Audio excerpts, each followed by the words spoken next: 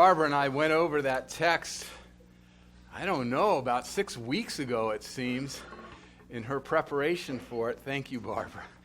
And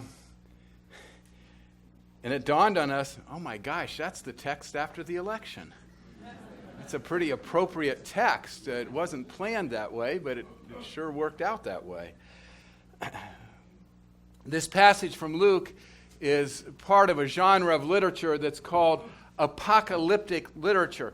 Apocalyptic literature is written when times are dark, when they're precarious, when people feel oppressed, when they feel persecuted, when things are not going well, and it doesn't look like they ever will go well.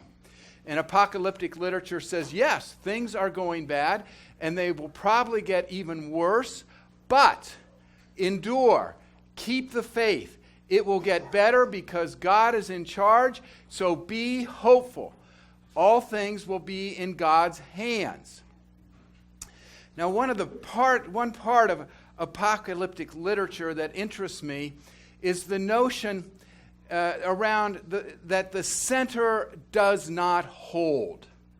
You know, it's very important in our lives that the center holds. The center is what we found our life on. It's what we base our life. It's how we define who we are. It's what saves us, frankly. And when the center does not hold, things seem out of control. They're not secure. They're not dependable. You think of every summer there's a blockbuster science fiction movie where we're invaded by alien forces that have a star, and if we can just get to the center of their Death Star, the center of their planet, and explode that center, the center will not hold. And it shows graphically things flying off into space. And so, the center has to hold things together. It tracks things to the center. Now, throughout American history, the center that does not hold in Luke, is the temple. The disciples look at the temple and say, what a beautiful thing. The center is what holds Israel together. It's the center of worship. It's the center of their religion. So when Jesus says that center of the temple is not going to hold, it's scary.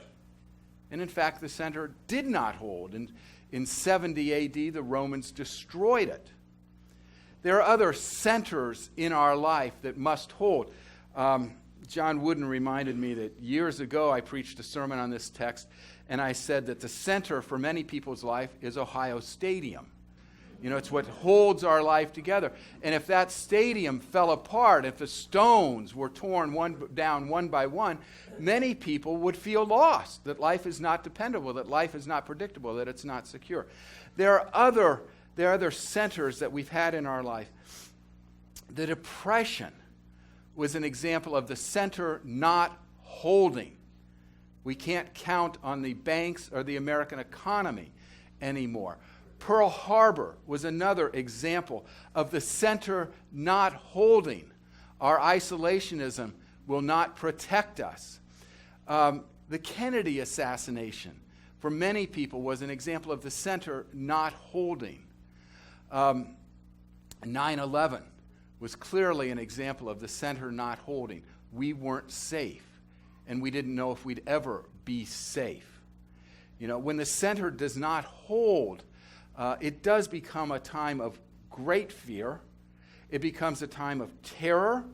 It becomes a time of blame and finger-pointing.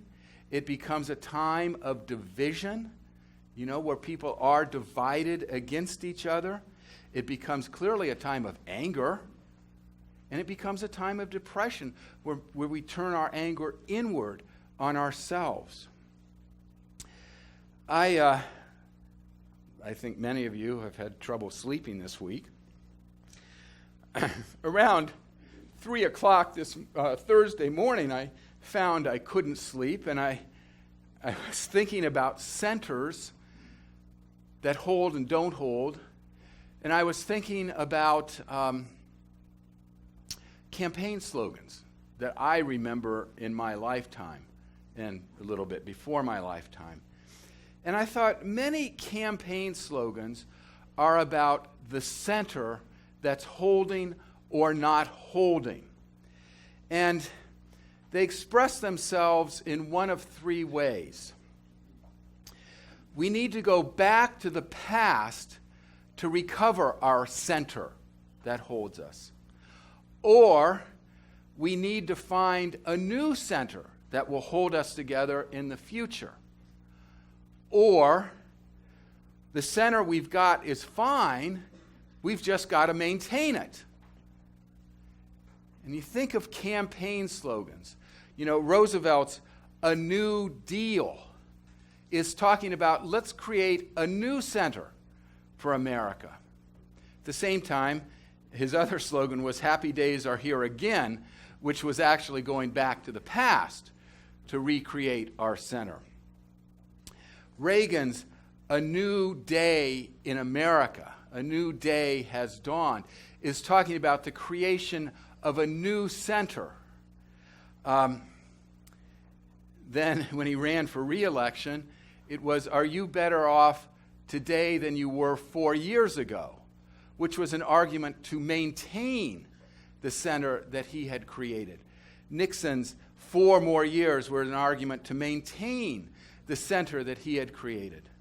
Trump's "Make America Great Again" is an argument about going back to the past to create our center, to recreate our center. And Hillary Clinton's talking about the legacy of the last 8 years under Obama were to maintain the center that we had created. Now, you know, both candidates in this election used very apocalyptic language. You know, they talked about wars and essentially earthquakes and famines, and I am the one, follow me. It's very apocalyptic. And they pointed out the signs, signs of the apocalypse are terrorism, they're wars, and nations rising up against nation for wars, their immigration, the economy. And Trump was basically saying, the apocalypse has already happened. The center has already not held. We don't have a center. And Clinton was saying, maintain the center, because if we don't, things will happen. Things will happen to women. Things will happen to immigrants. Things will happen to the economy and on the international stage. They both were talking about the center. And let's face it, anger that results from apocalyptic language is with us. Depression is with us. Division is with us. We're living kind of in apocalyptic times. The division.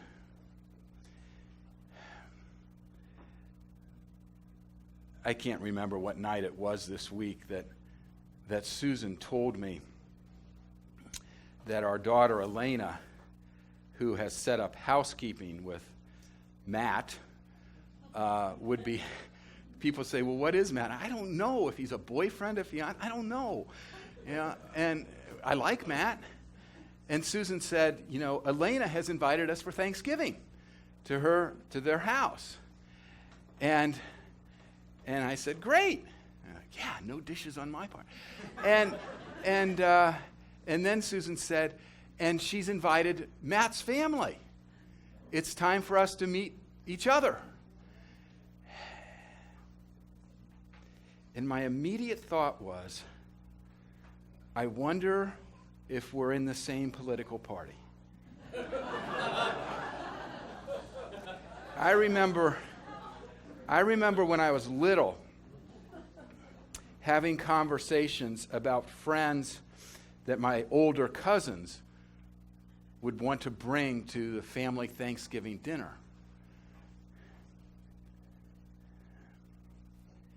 Doug was dating a Jew.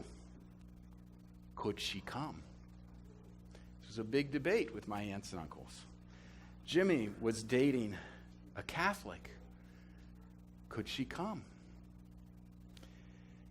Jimmy was playing college football and there was a black on the team, and could the black come? And I thought, we don't think about those divisions anymore. We think about the division of our political parties.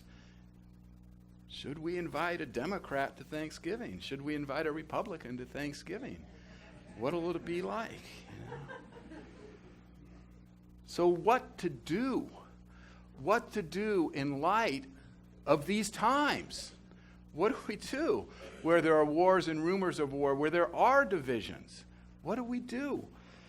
Well, there is avoidance. There's avoidance. I'm not going to go to Thanksgiving dinner. I am. But, that's an option.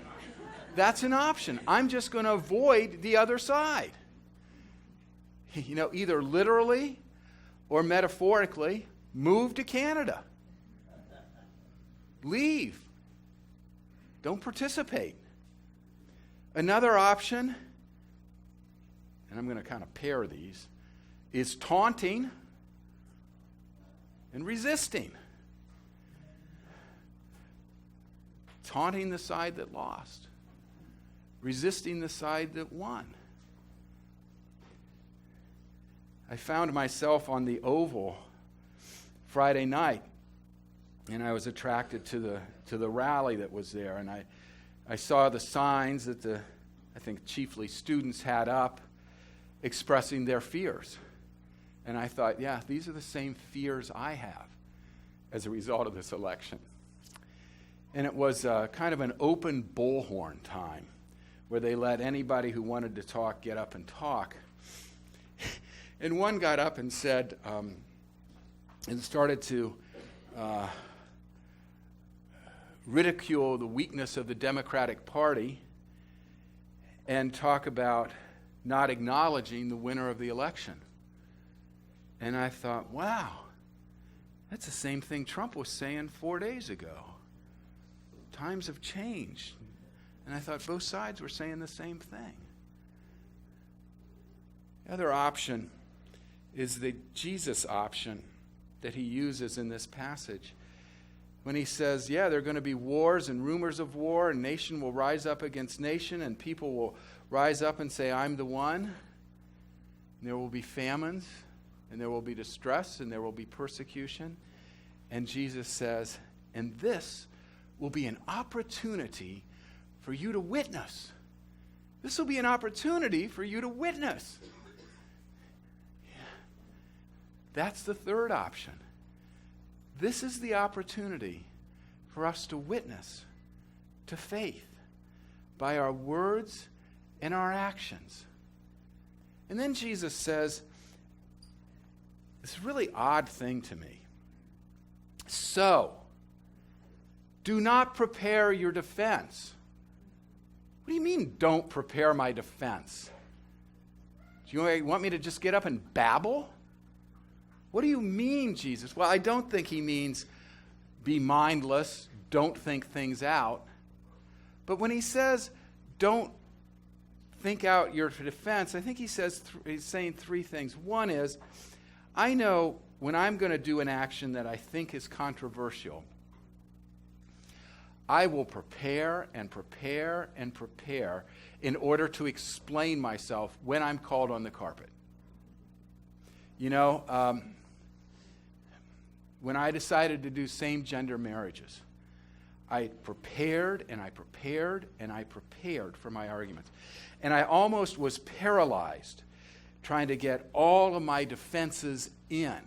And it almost reached the point where I don't have all my defenses, I can't do it. It prevented me from action. And I realized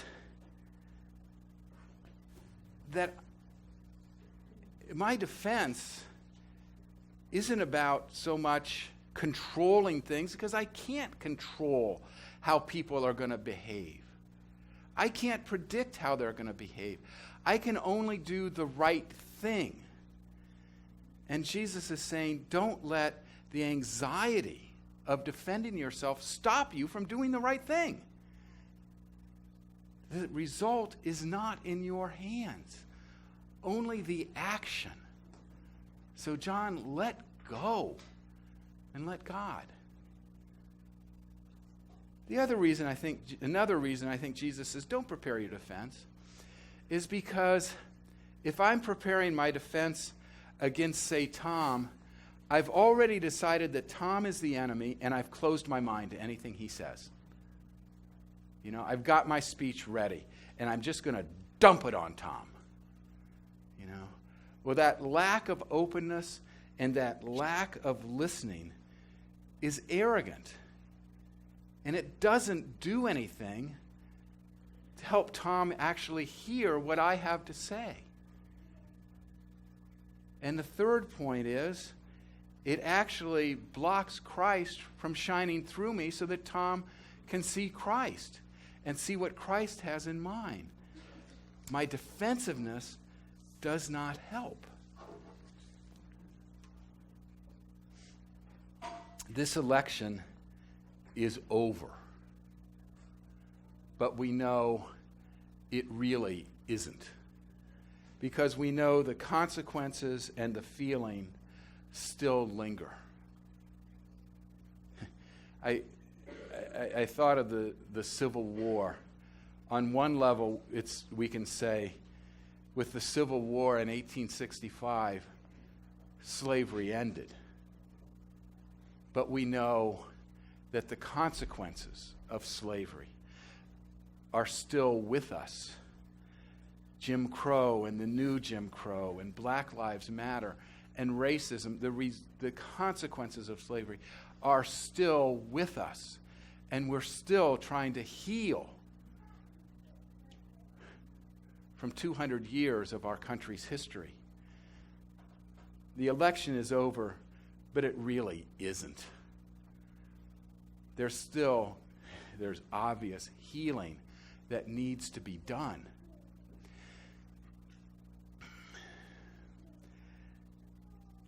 I think, in a way, the campaign was the easy part.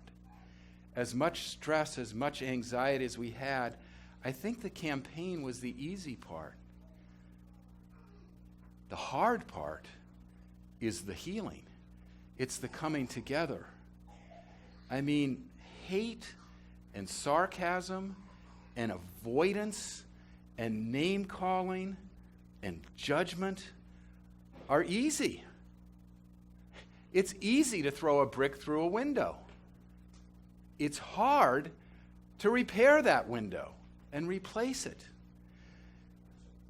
The hard work could be before us. Now, that hard work could be before us only if we decide to do it. Only if we decide to work for reconciliation and work for healing. How do we do that? How do we do that?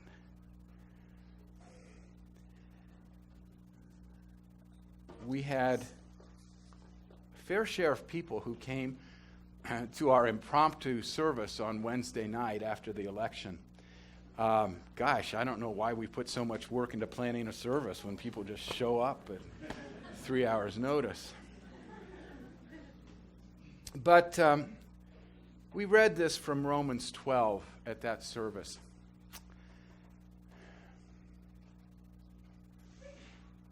Let love be genuine. Hate what is evil. Hold fast to what is good. Love one another with mutual affection. Outdo one another in showing honor. Do not lag in zeal. Be ardent in spirit.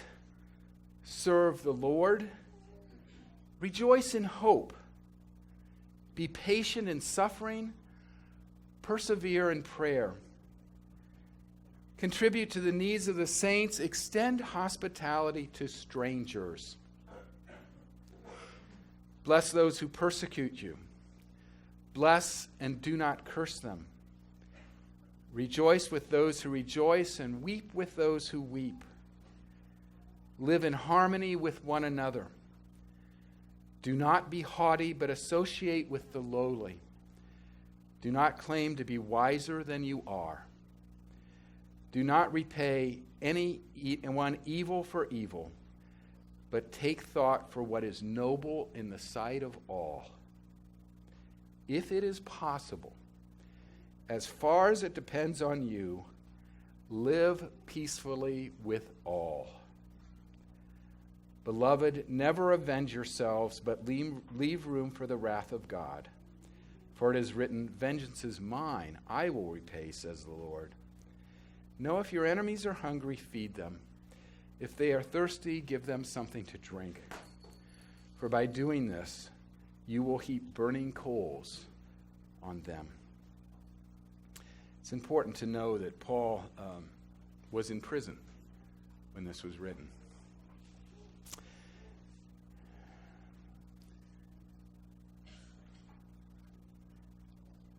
Love the good, hate the evil. Too often we divide the two and only do one. Either we love the good without hating the evil, and we just become sentimental. Or we hate the evil without loving the good, and we just become damn good haters.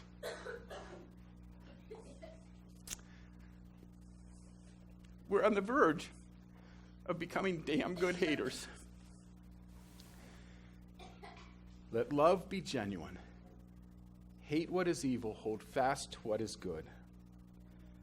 The first steps in healing are deciding if it is worth it, if it is worth working toward reconciliation and healing. I think we ought to stop with absolute language, with the always and absolutely this is the case. It implies that we have all the answers, or the other side has all the answers. I think we should stop watching cable TV news networks.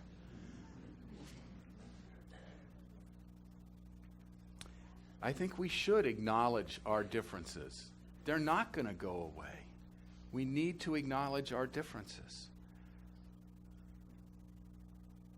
Coffin used to tell us, you love your enemies, but you love them as enemies because you don't agree. But you love them first. A friend of mine who's a very blue friend, and she serves a very red church. And she called me up the day after the election and just ranted and ranted. And she said, all fall, I've been talking to my congregation about being civil. I've been talking about civility. And now I realize I was preaching to myself. I have to be civil. And I don't know if I can do it.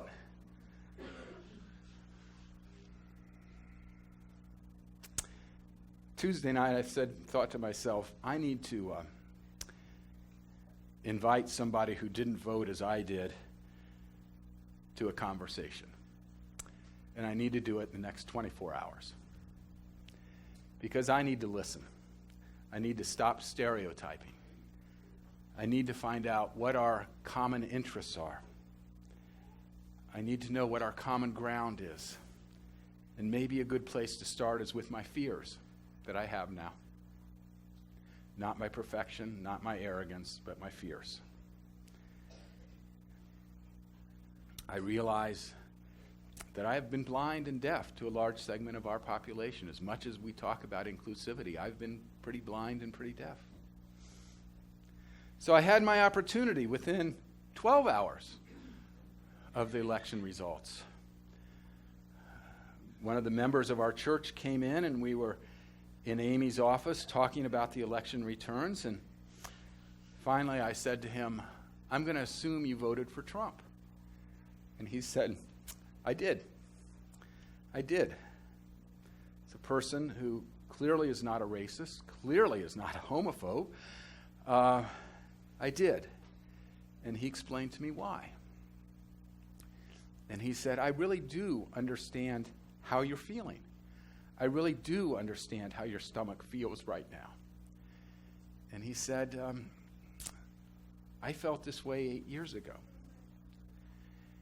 And I really couldn't talk to anybody about it. And I thought, that's not good. That's not good. And we talked some more. And he said to me, we need to heal. We need to heal. And as he left the office, I thought, how nice it is that conversation happened in a church. And I thought, if there's anything that the church can stand for now, is that those conversations can happen in a church. That might be our calling as King Avenue, that these conversations happen here. My God, if there's any place, there's any reason to support our church with a pledge card, it's because those conversations can happen here. Where else are they going to happen? That's why we're here. When I read that passage from Romans, I realized, and one of you told me that Wednesday night, that passage from Romans is a third way. It's a third way. It's a way between the red and the blue. And the church offers that third way. It offers a different center than red or blue. It offers the center of Christ's love. It offers the center of Christ's reconciliation. Wednesday morning, those of you who know where we live know that for the fall we've had 3 signs in our yard. It's not a secret who we voted for. Wednesday morning, I asked Susan if it was okay to take down the signs. And yes, take them down. So I took down the Clinton sign, and I took down the Fry sign, and I left the King Avenue sign up. And I carried the 2 signs into Colleen's office because she's collecting them and recycling them. And I thought, the only sign that's left is the King Avenue sign that was there before the other 2 went up. And I thought, this election was about centers. And the only sign that's left is the sign about King Avenue, the center. It was our center before the election. It's our center during the election. It's our center after the election. It's what holds us together. The belief in what King Avenue stands for. That our love is genuine. That we do hate the evil. That we do hold fast to what is good. And that we will love one another with mutual affection. That's what we're about. And if there's going to be any hope in this, we're going to bring the hope to our country and to our community. It's our job to tell people what the center is. Now, we don't do this at King Avenue, but we're going to do it today. I want us to pass the peace. Now, often in churches, when they pass the peace, they say good morning or how you doing. I want us to pass the peace and say, peace be with you. Because that's what we want. We want peace to be with each of us. And we want the center to be Christ and Christ's love. And as you move around the room and you shake somebody's hand and look in their eyes and say, peace be with you, be aware that they might not have voted as you did. But it starts here. Loving one another mutually starts here. So, the sermon's over. Share the peace with each other.